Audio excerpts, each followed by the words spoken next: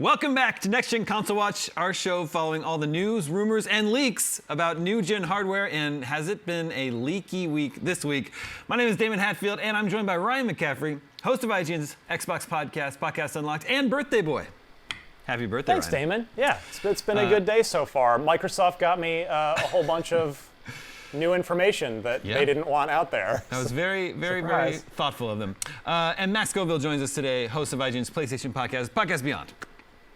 All quiet on the PlayStation front, I'm afraid. Oof, all noisy on the Xbox front. Man, Ryan, what a week. Someone at Xbox uploaded a bunch of documents that they shouldn't, unredacted documents, and this is all in relation to the Activision Blizzard FTC trial. And man, we learned so much, everything about upcoming hardware that's unannounced, unannounced games, plans to acquire Nintendo, hopefully. Ryan, I don't think it's hyperbole to say it's the biggest leak in Xbox's history, possibly the biggest leak in video game history. I don't know, as you're processing this, all this is still only 24 hours old when we're recording this on Wednesday of this week. What's your sort of thinking on this at the moment? I mean, I wouldn't disagree with you that it's a massive leak. Now, we know that these documents are not brand new, so some of these plans have changed or will change. But a lot of it probably won't, or if it does, it's just the timing. Particularly on that games list that I'm sure we're going to at least go over some highlights of. Yeah.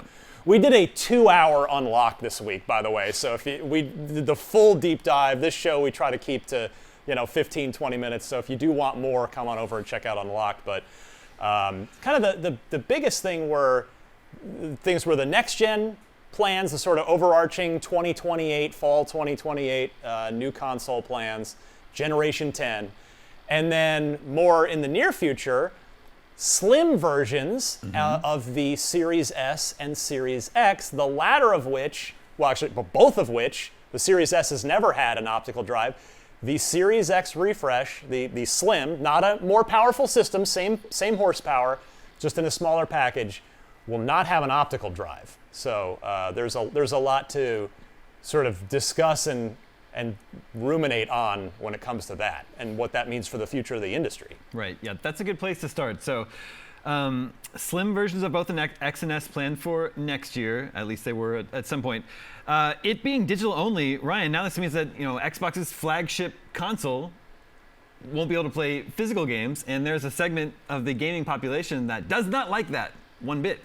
Now, of course, Xbox has all their data. They may just know that this segment is a minority at this point. I believe we've learned this week also that there's almost parity in terms of Xbox owners today either own an X or an S, and they're pretty even in sales, and the S has a slight, it's sold a few more copies than the Xbox Series X has. So Xbox must know that just the huge lion's share of games that are sold on Xbox these days are digital. But how do they message that going forward? And now that we know that the next version of Microsoft's flagship console will be digital only, what does that tell us about the next gen version that's planned for 28?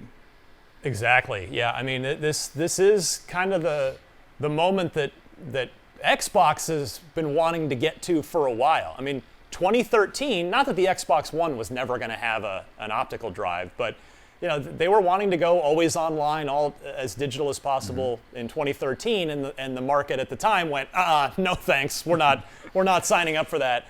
But yeah, this would certainly appear to be the end of the line for an optical drive in any Xbox product moving forward. Now, I am speculating that there's certainly a chance that the Generation 10 console will have an optical drive, but I don't think so. As you noted, Damon, I mean, the market is gone more and more digital. Publishers and developers love it because it eliminates the secondhand market and allows them to sell more copies and hold on to more of the money. And I mean, this was inevitable. The question is it the right time?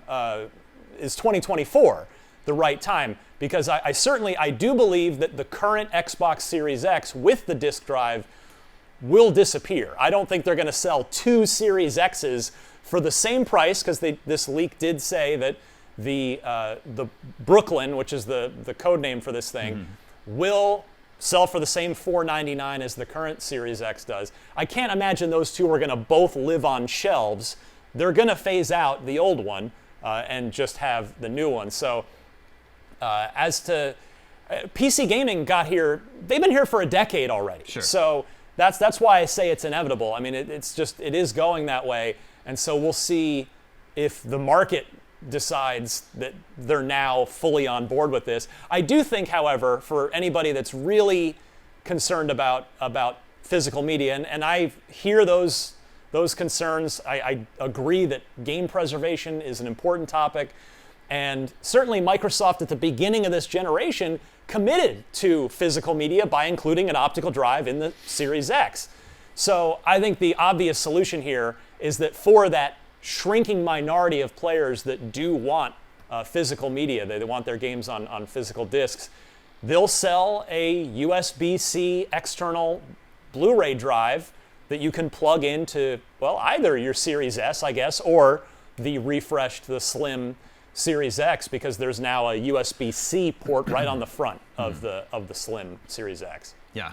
Which is kind of what the rumors are saying about the PlayStation 5 Slim, Max, is that right? It supposedly going to have a detachable disk drive. I feel like detachable is the wrong word because it implies that it comes with that thing on there and then you can detach it or remove it. But I think modular might be the better term. And really, yeah, I think that's the direction things are going, because you can, I imagine, have a better profit margin if you are selling a thing with less moving parts, with less technology in there, and they have the data in front of them. Less people are using the optical drive for stuff. And anecdotally, I was trying to think of the last time that I put a physical game into either of my consoles, and I haven't done it this generation. I've only ever watched a couple Blu-ray discs from my collection on my Series. Yeah, same. I use it for movies. That's about it. And most of which I stream. And then it's I think I've used the Series X more for 360 games. Yeah. I realize I've actually never seen a Series X game in a box. Like, that's just not a thing.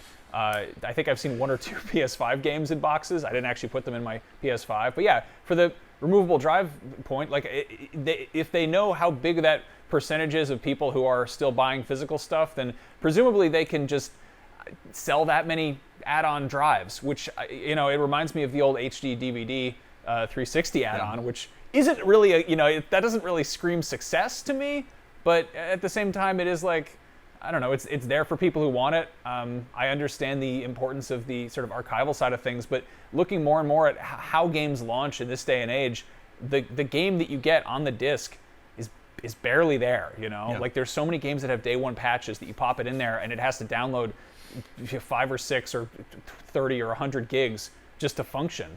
And then, you see how many games just transform post-launch, and it's, we've come a long way from like the days of, holding onto your Chrono Trigger Super Nintendo cart, because that's still the game on there. Well, so if Microsoft and Sony are ready to move on from physical, I would be a little surprised if big box retailers are ready at this point. What big box retailers? I mean, serious question. Like Target. Yeah, but Walmart, more and Costco. more and more games are being sold digitally. We talked on Unlocked. One of the topics we brought up, I doubt we want to get into it here, but we kind of speculated, well, GameStop has been declining for years after being kind of this pillar of the video game ecosystem, particularly on the retail front for so many years, but with all their struggles are well documented. Are they going to survive? Are they going to be alive in 5 years? And if both Sony and Microsoft go fully digital, I can't imagine GameStop's going to be around in 5 years, but I know that's kind of neither here nor there for this conversation. No, in terms of the brick and mortar physical meat space, whatever you want to call it, I think selling a game on a disc, there's some appeal to that, but I could also see them in the same way that we've seen just gift cards become such a ubiquitous thing. I could see them selling, like the little cardboard thing they have, on the shelf at the store, because if you put the actual game out there, somebody might walk out the door with it, so you got to take it to the front, like the old Toys R Us logic. And make a little cardboard thing that's the same size as a game box, and inside it's got a scratch-off code for that specific game. Like the infrastructure is there for that. You'd still be selling. I guess that counts as retail. You can buy. I've seen Steam money, Steam credit, sold that way in retail stores. I mean, you go to 7-Eleven, you can buy, V-Bucks. Like, it's kind of bizarre how this, Steam is, 20 this year or something like that? Oh my gosh, you're right. And I remember, when that came out, it was, inconceivable. It was like, I don't get it. I don't like it. Why do I have to install this thing to play Half-Life? I don't want this here. Who is this for? And then now it's just the most common, normal thing ever. And I feel like the physical optical media plastic box with a disc in it is eventually going to go that direction. We're going to need both Microsoft and Sony if in fact we're going to be buying our games entirely digitally from their storefronts. They need to take some notes from Steam on putting games on sale and big sales every now and again. Where I think Titanfall 2, one of a few reasons it bubbled back up in the news and the community this week, is it was on sale for $3. Dude, EA gets a lot of crap for a lot of reasons, with good reason, but they're pretty good about putting their stuff on sale for pretty cheap. And it's, And Sony and Microsoft, they're not that they never discount things on their digital storefronts, but they're going to need to be a lot better about it if this is really going to be the possibly only way to purchase games going forward. Okay, let's move on to some of these unannounced Bethesda games that were revealed. This is from another court document. Part of the leak, and this document is actually from 2020, before Bethesda was acquired by Microsoft. And it lists out the games that they plan to release over the next several years. And there's some interesting revelations in here and stuff that hasn't materialized yet or even been announced. So in 2022, they expected to have an Oblivion remaster. And not only did that not happen, that hasn't even been announced. Ryan, I know, and I'm particularly interested because I never played Oblivion. I would love to play a remaster of this. But are they just sitting on it? Are they just waiting on the right time? What do you think's going on with this? Well, my guess is that COVID, because since that document was made, do we know exactly when in 2020? I don't know exactly when, sometime in 2020.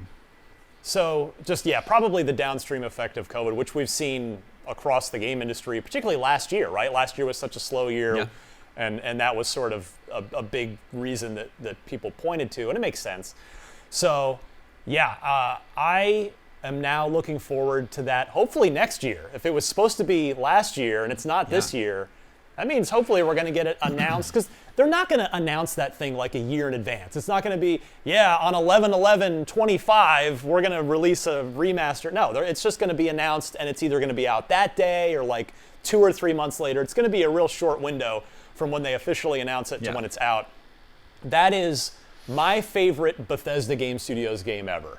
I enjoy them all. I love all of Todd Howard's work, but that's the one that just, I don't know, it's even just that medieval fantasy world and all the great faction quest lines. I could go on about Oblivion.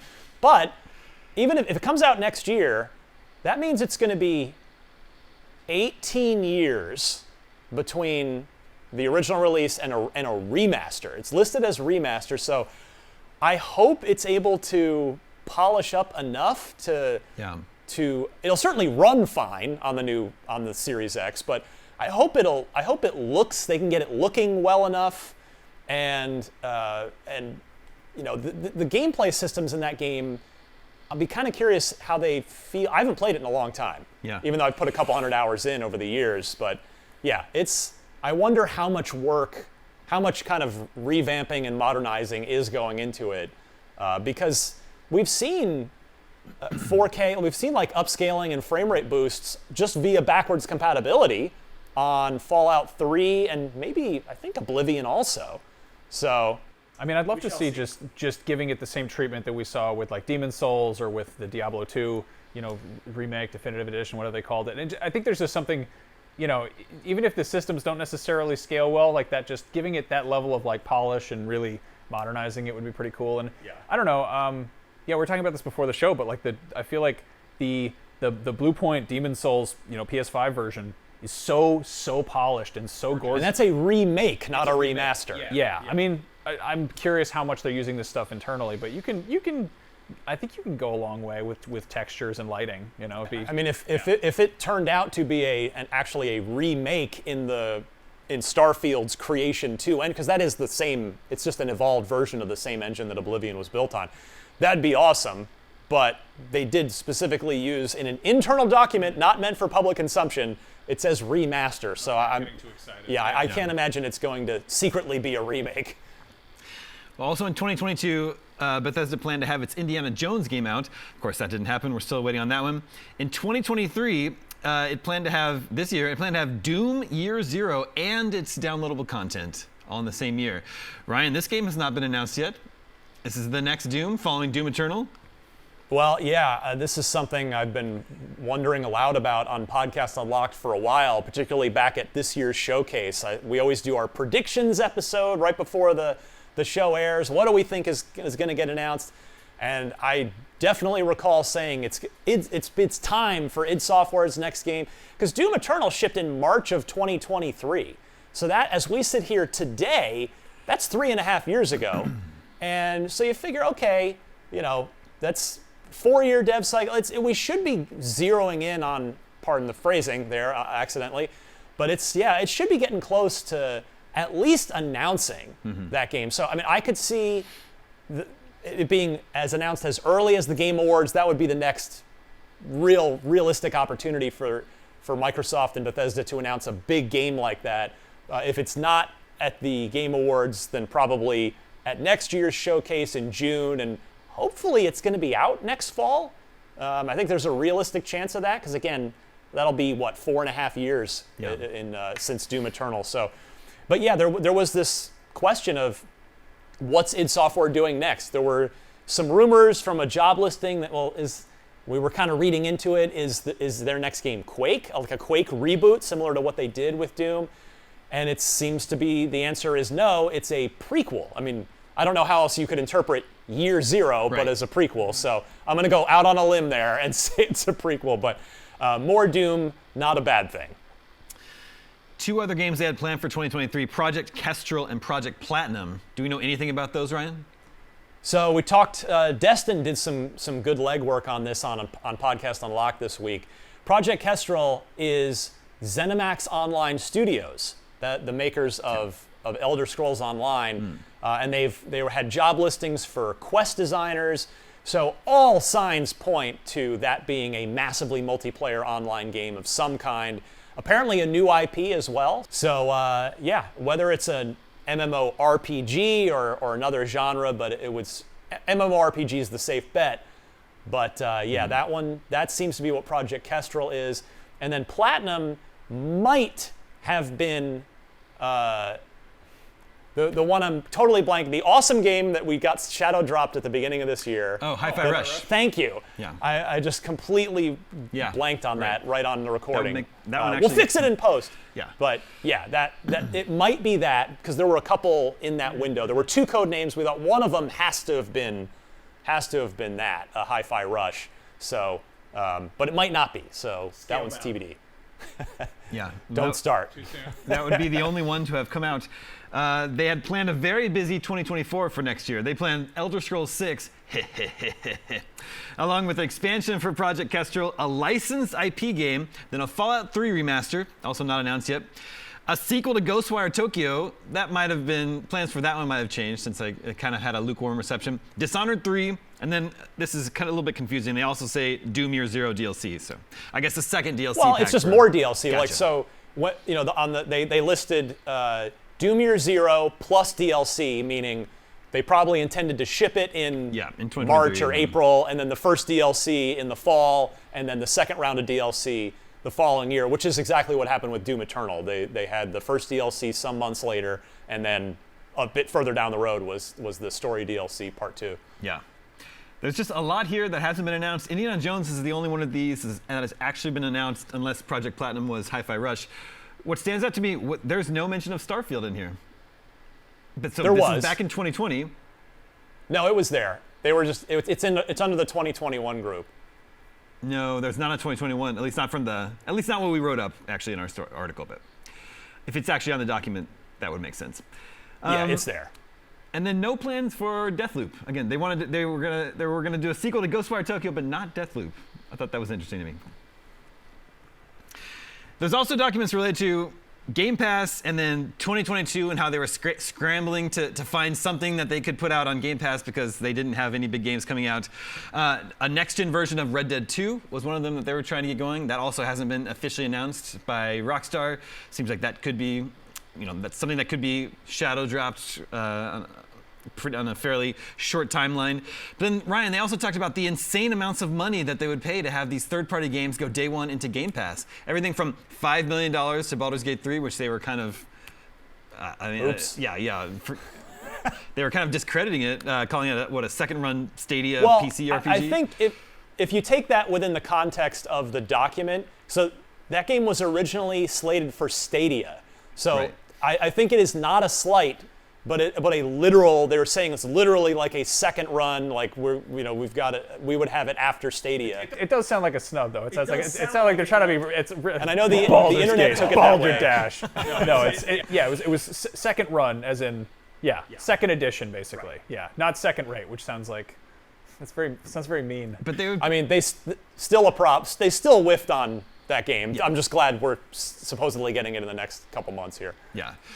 But then they would pay up to, $300 million for Star Wars Jedi Survivor? It's just, I don't know. Those numbers were surprising to me, that they would pay that much up front just to get this game onto Game Pass. Does it not sound as high to you, Ryan? I mean, when you're a $1 trillion company and you're on a spending spree to try and get software back on your platform to build more market share that you've lost over the last 10 years, 8, 9, 10 years. I mean, if EA says yes to 300 mil, I mean, yeah, you've got a major Star Wars game exclusive to your platform on Game Pass, or at least on Game Pass. That would have been a big deal. I mean, it's if you're dropping $69 billion for Activision Blizzard, what's 300 million to get a major Star Wars game on? You could probably just make a Star Wars game for that much. mean, it might not yeah. be as Just make a polished, Star but Wars game. You half joke, but the point is that they were trying to quick fix this thing. Yeah. Like, you absolutely could develop a high quality Star Wars game It would take for $300 million, 4 years. but that would take 5 years. They needed fixes immediately, so it's like, all right, how do we like Disneyland Fast Pass lightning lane this thing? This was the eBay buy it now. I mean, well, speaking of, willing to spend the big bucks to stay relevant in the games industry, there's all these documents where Phil Spencer was talking to other executives at Xbox about acquiring Nintendo. This is like one of the most insane revelations to me, because, I mean, that just would never happen. But they were talking about it as if it was an actual possibility. What were some of those quotes from Phil Spencer? He said, Phil Spencer saying, "I've had numerous conversations with the leadership team of Nintendo about tighter collaboration and feel like if any US company would have a chance with Nintendo, we are probably in the best position." So I don't think he was actually talking to the leadership team at Nintendo about an acquisition. They were just talking about collaborating, right? Right, relationship and like, hey, if they were ever to sell to a Western company, which is another huge, underline that. Yeah. Then they feel good that they'd kind of be in the pole position on that. But remember, this isn't the first time that they've wondered aloud about this. They did it 20 years ago. I think the story is just like out in the public now in terms of either interviews or something. But this was in Robbie Bach's book, the original head of Xbox, from when the console first launched in 2001. I think, if my memory is serving me correctly, and the commenters can quickly correct me if not, but I believe they got so far as having a meeting with Nintendo, which ended in them getting laughed out of the room. But they have, whether I'm remembering that correctly or not, they definitely have floated that amongst themselves within their four walls before, just because, hey, when you're at the beginning, they're thinking, how do we get a foothold in this video game market? And now 20 years later, they're thinking, how do we get a bigger foothold? Well, we could buy Nintendo if that were an option, which, as we all know, it's not. It's just fantasy. I mean, I couldn't find a single example of an American company outright acquiring a Japanese company. There's lots of examples of American companies buying a significant stake in a Japanese company, but I mean, and there's also Japanese companies that have American subsidiaries, Sony Pictures, for example, but Sure. Xbox just acquiring Nintendo outright, like it just would never happen. Not to mention the fact, of course, this conversation was happening in 2020.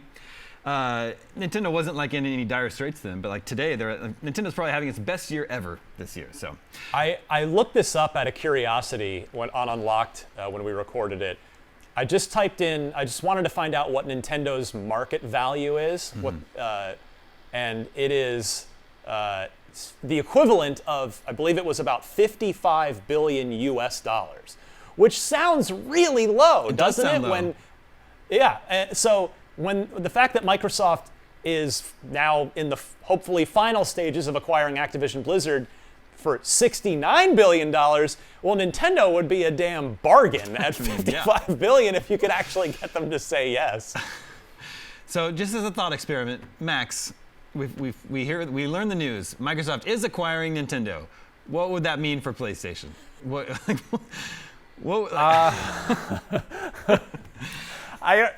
I don't know. Like you said, that's fantasy. That's not going to happen. Yeah. I don't know what Sony would do in that situation. They don't panic. Yeah, that would be a panic situation for them. As good as they've had it for the last 10 years, and they've earned that. They did all the right stuff with the PS4, and they've done a lot of the right stuff with the PS5. But that would be they would be sweating bullets at that point. Yeah. No. That I don't think they would handle that news very well. I think that's a good prediction. It's what a week it's been. I can't remember a leak like this happening. The scope, the amount of information that's leaked covering hardware and games and acquisitions.